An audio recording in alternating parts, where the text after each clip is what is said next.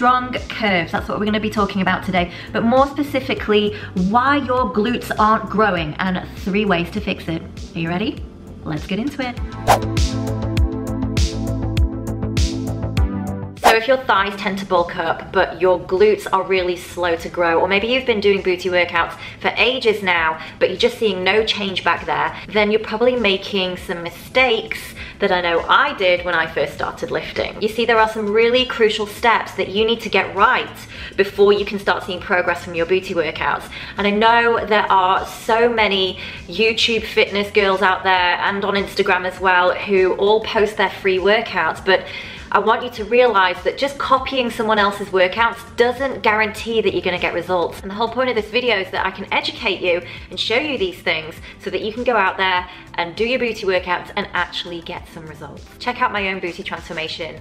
I was not genetically gifted with a peachy butt, let's just say that. I went through a lot of mistakes, a lot of trial and error, and I finally found what works. And I'm telling you, if you follow the advice in this video, you will see a massive change in your glutes in just a matter of weeks. It's that good. So, without further ado, here it is, 3 steps to build a better booty. Number 1, stop squatting. Wait.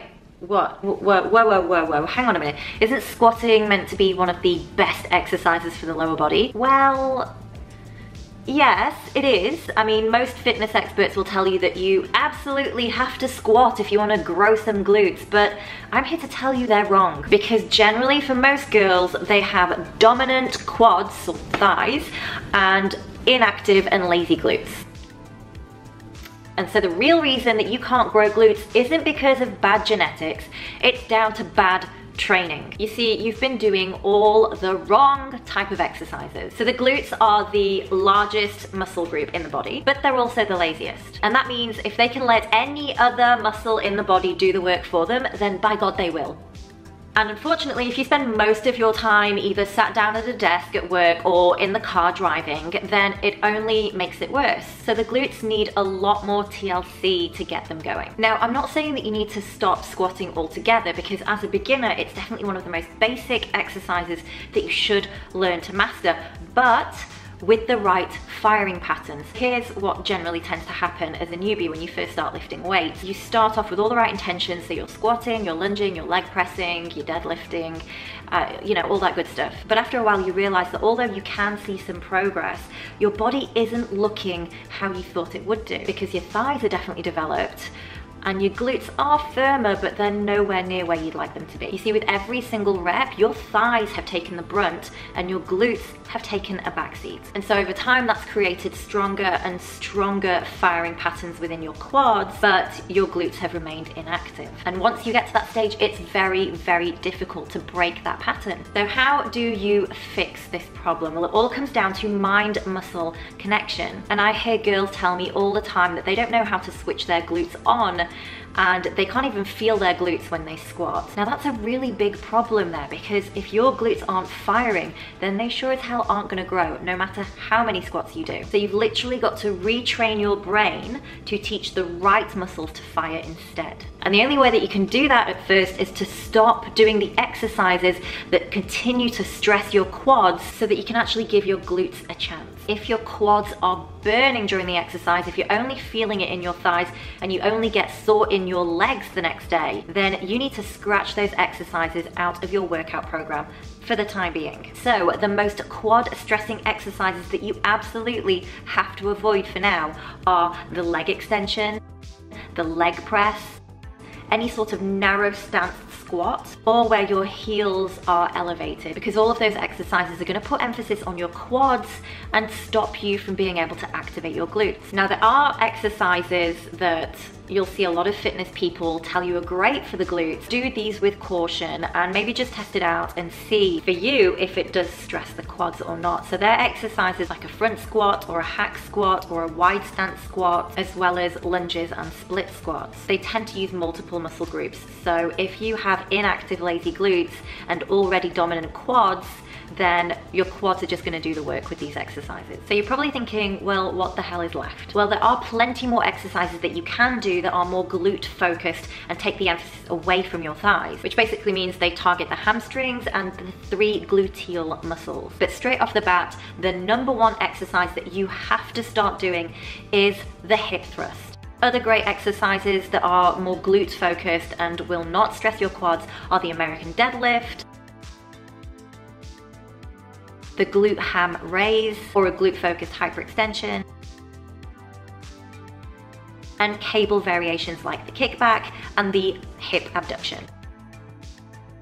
There's literally hundreds of variations and so many more exercises, but from my experience, I found that those exercises are the easiest for beginners to really grasp and get the most out of their glutes. Number 2, posterior pelvic tilt. This is the single most underrated move when it comes to awesome booty building. And this technique that I'm about to share with you is going to maximize on your muscle's ability to grow. Okay, so here's how it works. To build muscle, you have to lift heavy weights. But more than that, you have to be able to fully contract the muscles that you're working. That just basically means squeezing or flexing that muscle as hard as you can. So the better you can switch on a muscle or contract it or squeeze it, the harder that muscle is going to work under a heavy load.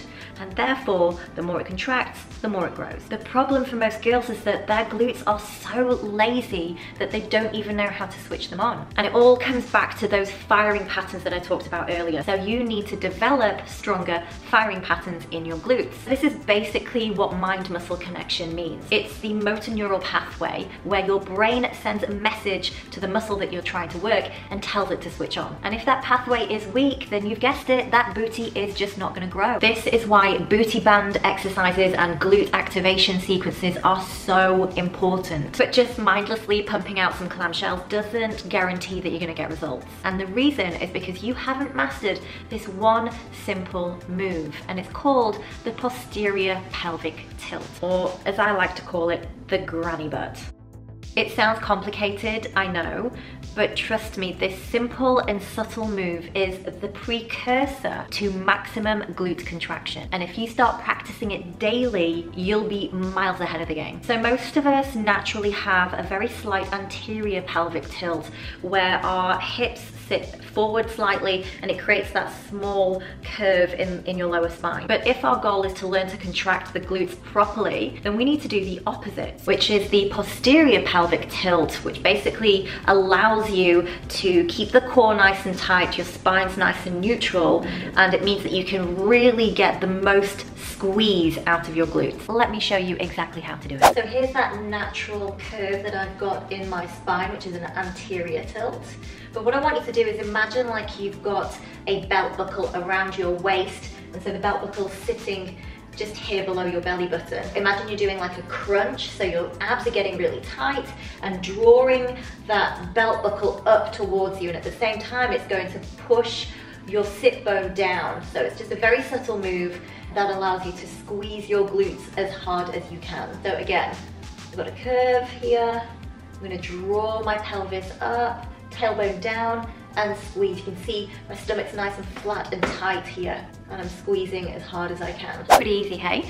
So I recommend that you practice that every single day, and you can do this move absolutely anywhere. I know it looks a little bit funny, but you can do this in the queue at the post office, in line at the grocery store. You can do this while you brush your teeth in the bathroom. You can do it while you're in the shower. I recommend that you just hold that squeeze for maybe 3 to 5 seconds at first, and maybe do that for 10 to 15 reps 3 times a day. I promise you that within like 2 weeks max, you'll really start to gain control over your glutes, and your mind-muscle connection will just be firing. Number 3, the pump. One of the biggest mistakes that I see girls make in the gym is that they tend to just rush from machine to machine, do every single exercise, look flustered, and they think that unless they're sweating like a maniac, then they're not doing a good workout. What they don't realize is that they're actually slowing their progress down. But before you think about all the different booty exercises that you can do in your new workout, you really have to master the only important thing about your booty training,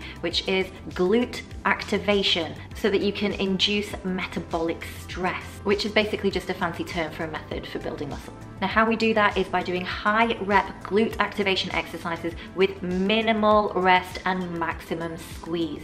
So now you know what exercises to avoid, you know which ones you should be doing, you know how to do posterior pelvic tilt so you can really squeeze those glutes. Now we're going to talk about the exercises that you should be doing to activate those lazy glutes. Now, although resistance band workouts are great for increasing your mind muscle connection, especially for beginners, they won't exclusively grow you an amazing set of glutes in and of itself, because really it comes down to training your glutes with the right exercises under a heavy load. So the best way to get results is really to use your booty bands and your glute activation exercises to really prime the glutes and enhance your training. And like I said, there are literally hundreds of different exercises that you can do. There are hundreds of variations, but the most important factor when you're designing a glute activation sequence is that you keep it 3D. The glutes are made up of 3 muscles: the gluteus maximus, the gluteus medius, and the gluteus minimus. And all 3 of those muscles have to be stimulated from all angles on more than one plane in order to grow that really round, full, 3D looking booty. This is what separates the average booty from the oh my god booty. And one of the biggest mistakes that I see girls make with their training is that they tend to only do exercises that target the glute maximus and only train it in one plane. So for example, if you do a lot of squatting, you'll be hitting the glute max hard, but you're only training it in the vertical plane, which is just straight up and down. And the result of doing that exercise over and over and neglecting the other muscles and the other angles is that you end up with a true squat booty. Glutes that are very round and curved from the side view, but then when you turn around from the back, it looks really flat. To really get that 3D look, you need to be focusing on movements like hip abduction, hip extension, internal and external rotation, as well as your posterior pelvic tilt. Nail those movements in your glute activation sequence and you'll be winning. But to make your life super easy, I have compiled all of the best glute activation exercises in this sequence so that you can start getting results right away. You're welcome. So starting with the posterior pelvic tilt here, like I showed you earlier, so keep that core tight, squeeze those glutes as hard as you can. Hip abduction, so you want to ground through that standing foot, take a micro bend there, and then lift the leg out to about 45 degrees. So squeeze the glute and then lift the leg. Notice with the clamshell here, look at my feet placement, and I'm holding that position at the top and really squeezing. I'm doing a posterior pelvic tilt as well, so really pushing my hips forward. Make sure you start off with a posterior pelvic tilt again, so dig those elbows in, lift the hips up, and then you're going to rock on the outside edges of your feet. So make sure that your hips are just over the edge of the bench. And we're going to put our heels together. Make sure you push the hips down into the bench and then lift the heels up towards the ceiling, squeezing the glutes at the top. In the same position here, legs straight and push out on that band. One of my favorite activation exercises. Take note of where I'm putting the band around my heels. Hips are just over the edge of the bench again, feet nice and wide. I'm on my toes and I'm pushing my heels out with straight legs.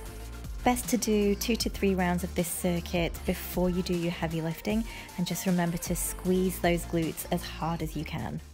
There you go, ladies. That was 3 steps to building a better booty. I hope you found that helpful. Give these tips a go and I promise you will start seeing results in just a matter of weeks. But this is just the beginning. There is so much more that goes into growing really strong, full, round glutes. So keep your eyes peeled for more booty building tips in the future. And in the meantime, stay strong and happy lifting.